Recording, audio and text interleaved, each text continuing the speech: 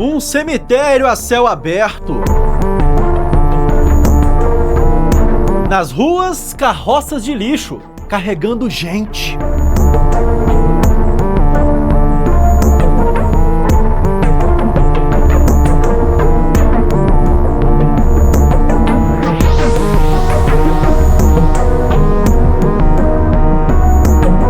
Mas então, a morte tirou uma folga.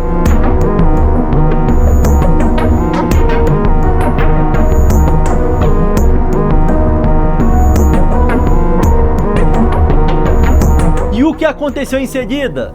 Não foi uma festa, foi um delírio coletivo.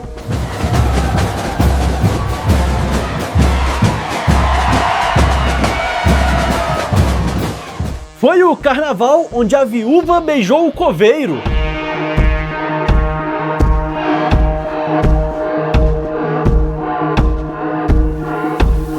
Onde o luto virou luxúria.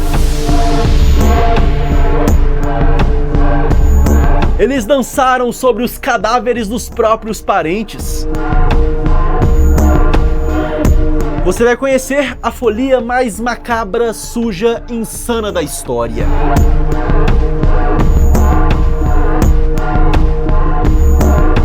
Bem-vindo ao Bloco dos Sobreviventes. Você assiste a partir de agora o Carnaval da Morte.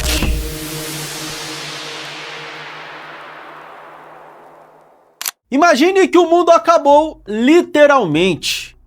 Uma doença invisível varreu a sua cidade. Seu vizinho morreu, seu irmão morreu, o padeiro morreu.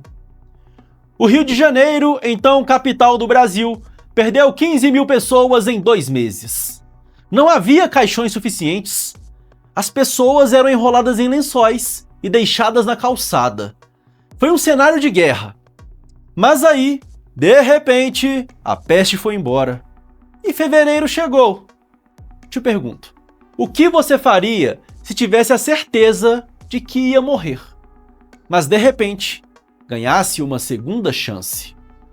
O Carnaval de 1919 não foi uma festa comum. Foi uma vingança contra a morte. Foi uma explosão de luxúria, álcool e loucura como nunca se viu antes e nem depois. Eu sou Eberton Lopes e hoje eu vim te mostrar como o Rio de Janeiro transformou o horror em êxtase. Prepare o seu estômago, porque a história de hoje é pesada. Então já deixa o seu like se você gosta de história real, se inscreva no canal e vem comigo para 1919, no Carnaval da Morte.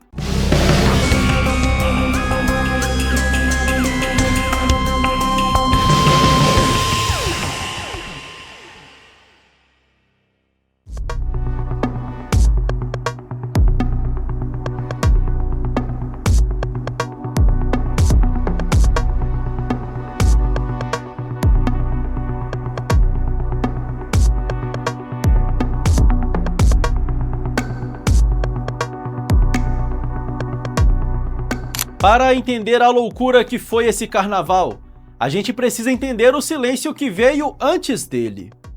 Outubro de 1918.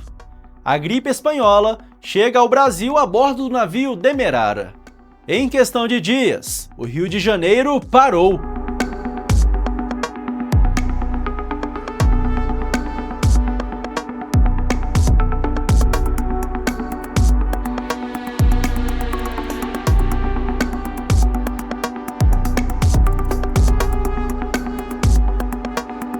Não era uma gripe comum.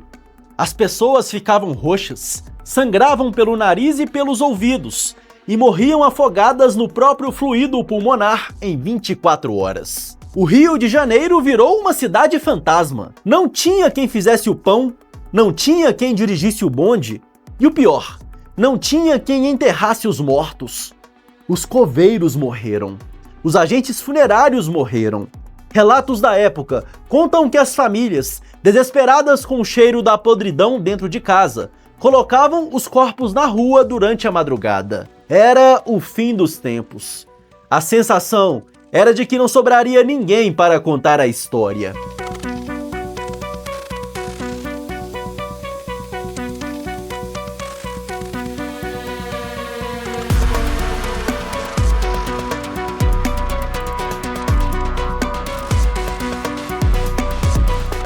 Você consegue imaginar o trauma psicológico disso?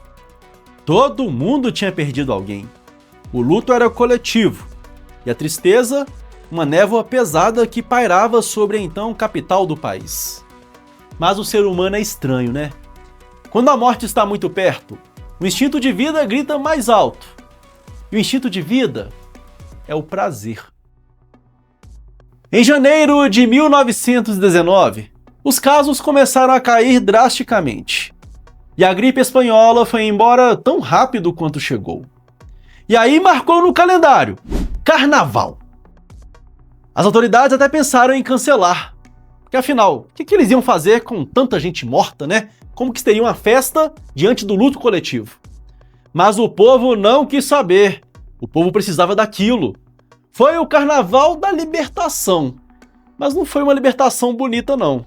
Foi selvagem. Os historiadores chamam de o Carnaval dos Corpos. Sabe por quê?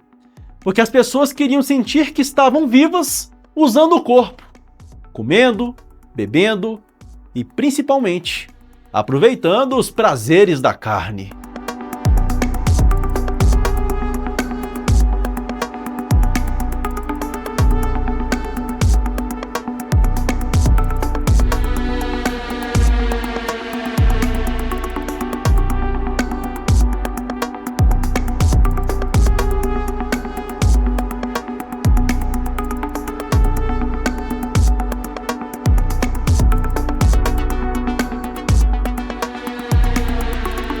Antes de continuar falando sobre a festa, eu preciso te explicar o tamanho da tragédia.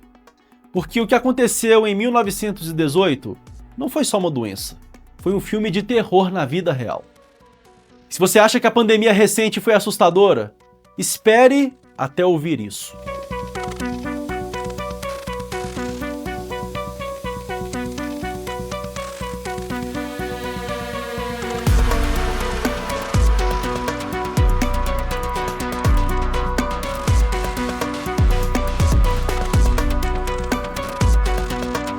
Em 1918 não existia SUS, não existia penicilina, não existia respirador artificial. A gripe espanhola não matava apenas idosos.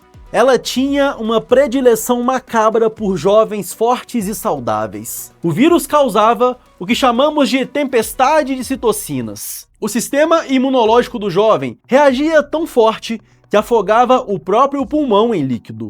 As pessoas acordavam bem, e à noite estavam roxas, literalmente roxas, pela falta de oxigênio. Elas sangravam pelo nariz, pelos ouvidos e até pelos olhos. No Rio de Janeiro, o caos foi tão grande que faltou madeira para caixão. Você tem noção disso? As famílias colocavam os corpos dos seus entes queridos na calçada, como se fossem lixo. E aqui vem a conexão que vai te arrepiar. Lembra de Manaus? Lá em 2020, aqueles cemitérios abertos às pressas, as valas comuns. O Rio de Janeiro viveu exatamente isso, só que pior. Em 1918, políticos e autoridades diziam que era apenas uma invenção da imprensa. Isso soa familiar para você? Remédios milagrosos. Em 2020, tivemos a cloroquina. Em 1918, o povo tomava cachaça com limão e mel e o governo distribuía quinino, que não funcionava. Em 2020, vimos caminhões frigoríficos guardando corpos em Nova York. Em 1918, no Rio de Janeiro, os presidiários foram soltos com uma única condição: eles tinham que ajudar a enterrar os mortos, porque não tinha mais nenhum coveiro vivo.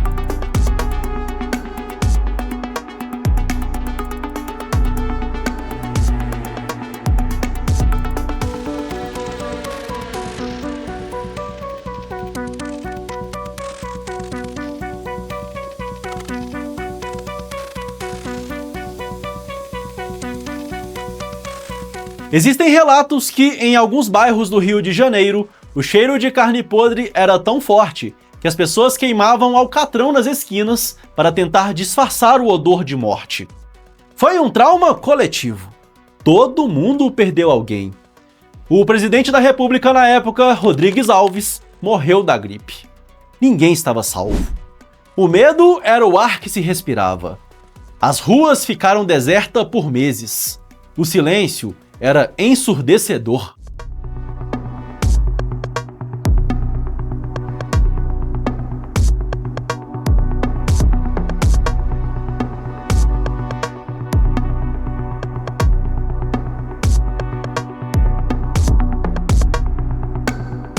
Imagine como essa população estava se sentindo. Essas pessoas viram o fim do mundo. Elas viram a sociedade desmoronar. Elas ficaram trancadas em casa, com medo do vizinho, com medo do abraço.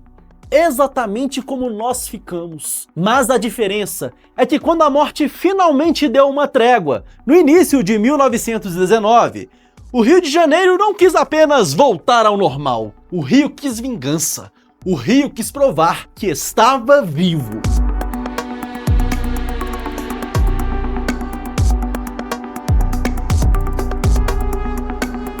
E é aqui que a história muda. Depois de tanta dor, depois de tanto medo, de tanto silêncio, o grito que ficou preso na garganta não saiu como choro. Saiu como a maior, a mais louca e mais depravada festa que esse país já viu.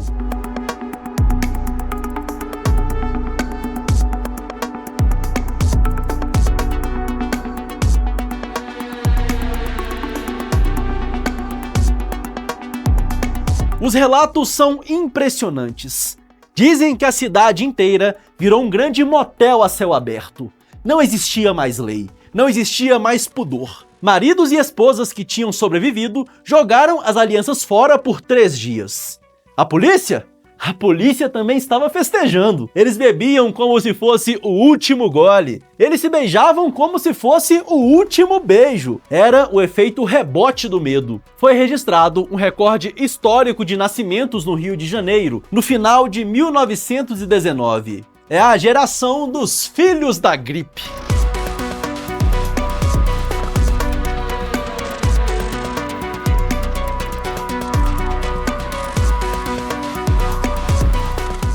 Mas o que torna esse carnaval único não é só a luxúria coletiva, é o tema.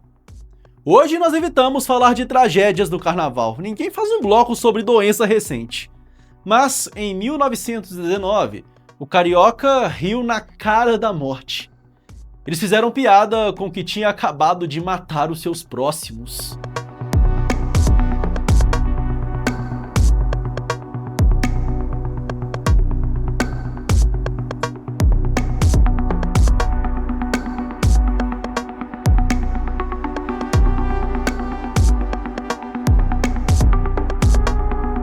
Surgiu um bloco chamado Chá da Meia-Noite. Você sabe o que isso significava? Durante o pico da gripe, corria a lenda urbana de que na Santa Casa de Misericórdia, quando o hospital estava lotado e não tinha mais leito, os enfermeiros davam um chá para os pacientes terminais à meia-noite. Esse chá seria veneno, para desocupar a vaga. Era uma história de terror. E o que o povo fez? Um bloco de carnaval. Os foliões se vestiram de enfermeiros macabros, de caveiras, de pacientes moribundos. Eles ofereciam chá para quem estava assistindo. Outro bloco famoso foi o dos clandestinos. Eram pessoas vestidas com roupas de defunto. Eles pegavam as roupas dos parentes que tinham morrido na gripe e iam para a Avenida sambar. Isso é de uma psicologia profunda e perturbadora. Era como dizer, a morte tentou me pegar, mas eu estou aqui, vestindo a roupa dela.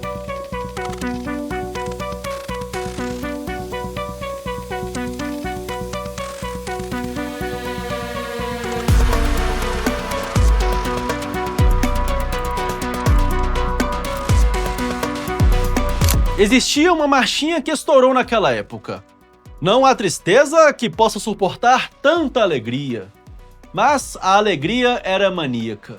Era uma histeria. Pessoas jogavam lança-perfume, que na época era legalizado e tinha éter, até desmaiar. Elas queriam ficar inconscientes, queriam esquecer o cheiro dos corpos que ainda estava impregnado na memória da cidade. E para entender melhor o que aconteceu na cabeça dessas pessoas, precisamos olhar para o conceito de Eros e Thanatos, a pulsão de vida e a pulsão de morte. Quanto mais perto da morte você chega, mais desesperado você fica pela vida.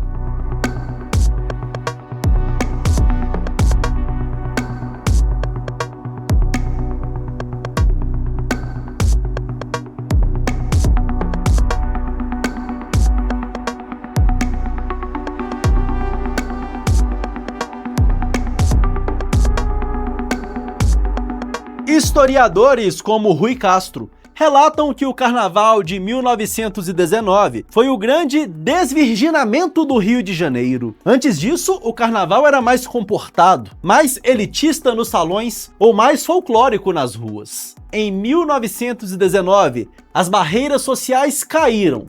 Ricos e pobres se misturavam no mesmo suor. Foi o Carnaval que mudou a cultura brasileira. Foi ali que o samba começou a ganhar a forma urbana e moderna. Foi uma festa pagã, uma festa onde Deus não foi convidado, porque muitos sentiam que Deus tinha abandonado a cidade durante a praga.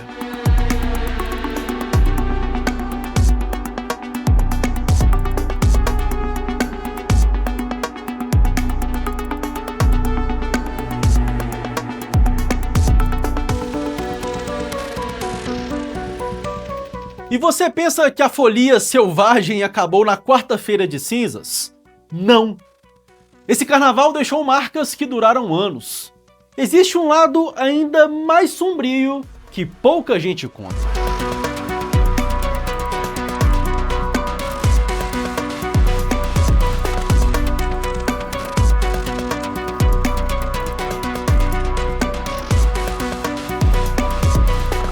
Nove meses depois do Carnaval de 1919, o Rio de Janeiro teve um boom demográfico, mas também um aumento nos casos de autoextermínio e de crimes passionais. A ressaca moral foi pesada. Muitas pessoas que se entregaram à loucura da festa depois caíram em depressão profunda quando a realidade voltou. Aquele carnaval foi uma droga potente, e como toda droga, a abstinência dói. Além disso, o chá da meia-noite virou uma gíria eterna no Rio. Até hoje, em alguns hospitais antigos, os mais velhos ainda brincam com isso. O humor sombrio carioca nasceu aí. A capacidade de rir da desgraça foi forjada no fogo da gripe espanhola. E tem um detalhe curioso: as marchinhas. A música O Pé de Anjo foi o hino daquele ano. Uma música ingênua, mas que era cantada por pessoas que tinham acabado de enterrar a família inteira. Essa dissonância cognitiva, cantar feliz enquanto o mundo desaba, é a definição do espírito daquele ano.